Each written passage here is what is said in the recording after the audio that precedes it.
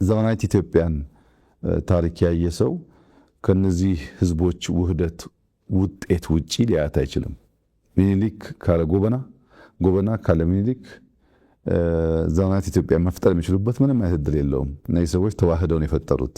ብዙ ጊዜ ወደ ደቡብ ያለው ግጭት ይነሳል። ነገር ግን የሸዋው ኃይል ጎጃም ከራስ አዳል በኋላም ንጉሥ ተክለ ሃይማኖት ጋር ተጋጭቷል። ወሎ ከሚካኤል ጋር ተጋጭቷል። አርሲ ወላይታ ተጋጭቷል። ከሸዋ የተነሳ ወደ ሁሉም አቅጣጫ ነበር ዘመቻ የሚካሄደው። ይህንን ዘመቻ የመሩ ሰዎች ንጉሱ ሚኒሊክ ቢሆኑም ጦር አዝማቹ ደግሞ ጎበና ነበሩና በውህደት የተሰራ መሆኑን በግልጽ ያሳያል።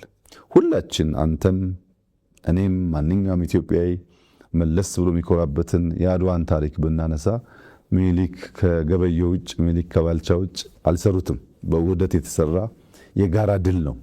በጋራ የተፋለሙበት ለአንዲት ውድ የከበረች ሀገር ዋጋ ከፍለው ለማኖር ሀገራቸውን አስቀድመው የጋራ ህልውና አስቀድመው በጋራ ዘምተው በጋራ ሞተው ያጸኑልን ያቆዩልን ሀገር እንዳለ ያሳያል። በህዝቦች ደረጃም እንኳን ብትወስድ እንደ ማህበረሰብ አርሶ አደሮች በፊውዳል ስርዓት ላይ ማመፅን ብትሰማ የጎጃም ገበሬዎች አመፅ ትልና የባሌ ገበሬዎች አመፅ ሲባል ትሰማለህ።